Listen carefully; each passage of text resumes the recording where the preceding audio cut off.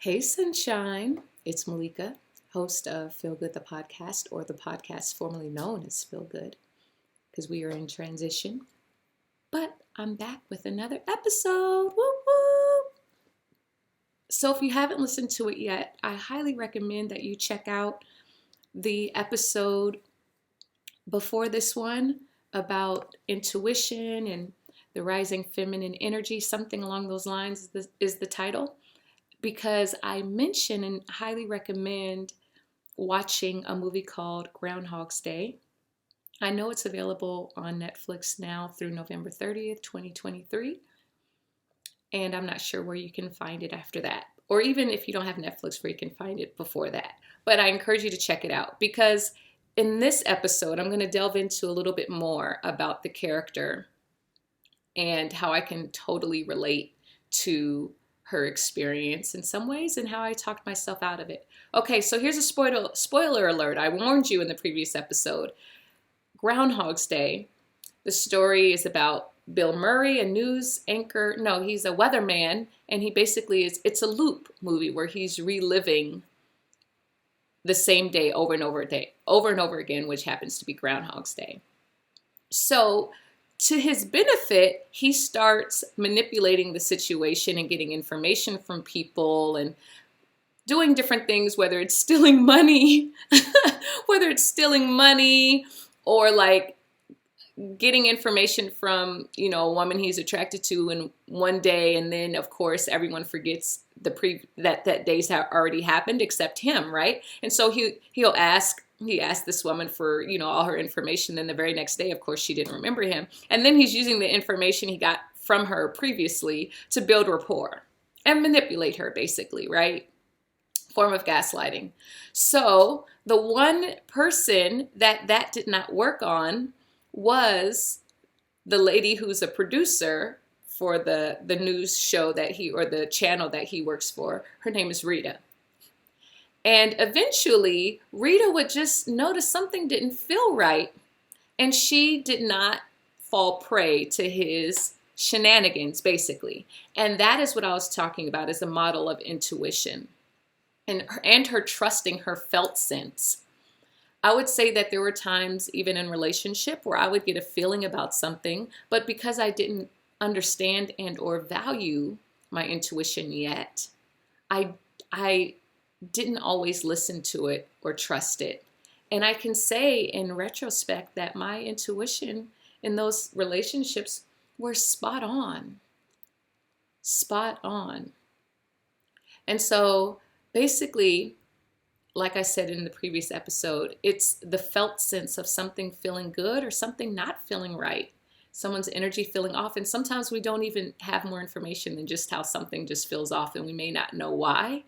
But I'm here to encourage you to trust that inner knowing, that it's valuable, and that it gives us valid information, just as valid as our thoughts, but under certain circumstances, even perhaps more valid, because as I will share in a future episode, our intuition, when people say like, brother, we're all one, and those types of things, the feminine energy is a receptive energy. If we think of the feminine and being a mother, right? Like the mother is one with her child physically for a while that child is in the womb. And some mothers, even when that child is outside of the womb, it's like the mother has a felt sense and a connection still to her young to be able to sense what the child needs. It's a valuable gift, right? In nurturing and keeping our babies and children alive until they're able to communicate with us in other ways what they may need.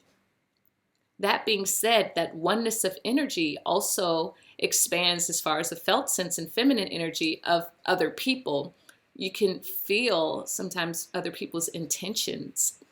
You may not consciously know what they are, but they may not feel good or feel right or feel aligned. And that's part of that oneness of energy and that receptivity that I'm referring to. Hey y'all, real quick, before we go on in this episode, I just want to put out there, I've been getting a call personally to offer an intimate group founders club at the beginning of next year, probably after Martin Luther King Day. starting up sometime in January, maybe early February at the latest, to support a cohort of people, just to come together to get support of answering those calls. You may already know what that inner call is that you haven't taken action in, or maybe you've taken some action but need some support, or you may have no clue, but this is just something that speaks to you. Like, I'm getting this feeling, this nudge, I need help with clarifying what is this inner call.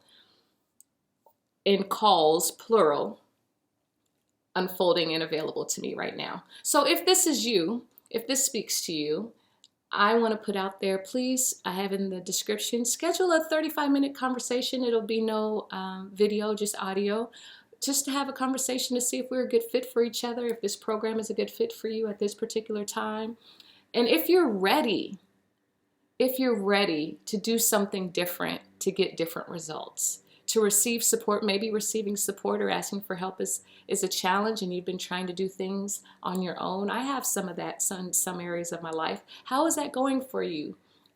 Is the outcome of 2023 the way that you hoped and the way that you expected? Have you made progress? If not, then you got to do something different, boo. And that's what this invitation is, a call for you right now. Do something different. And you can do that by clicking the link in the bio and scheduling a 35-minute conversation. All right, back to the show. The masculine energy, it operates and moves a bit differently, and it's generally more linear and more mental and more expansive, where the feminine energy it's not contracted, but where the feminine energy is an embracing energy, the masculine energy is more of like a pushing forward or asserting or a giving energy, right? It's like the action, and so artists that we know well have both usually. They have the feminine energy to receive the inspiration, to receive whatever the feeling is, and then they have, or the idea, and then the masculine part of that is the execution, is the manifestation and bringing that idea through through physical form. So I'm bringing this up because as I've been healing my relationship most recently with my father, that has totally shifted my relationship inside and upgraded my masculine energy. I'll save that for a different episode, but I just wanted to talk about the feminine energy and its importance and its need. It's so needed and necessary, as is the masculine energy. We really individually and collectively, like literally, to continue to procreate. I mean, science labs are doing a lot these days, but generally to procreate, we need both.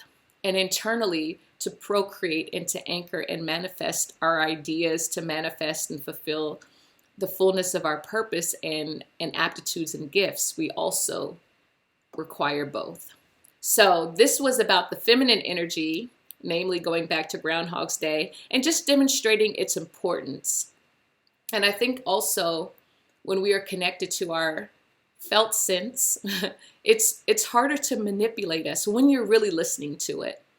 And I'm going to share, I think in rounding out maybe this series on the feminine, a more specific example of an instance that I had around listening to my intuition and it being kind of like a scavenger hunt and kind of stumbling through like, why is this happening? And ultimately having such clarity and revelation and my intuition being spot on, like seeing behind the curtains in a way. So with that being said, if you've enjoyed this episode, please give us a 5-star rating, subscribe. Your engagement helps other people like you find us. And in the meantime, between time, I leave you with many blessings, reminding you that God loves you, that I love you, and I don't want anything from you, really. Whether you subscribe or not, I still have love for you. And I hope that touches your heart in some way today. Bye for now.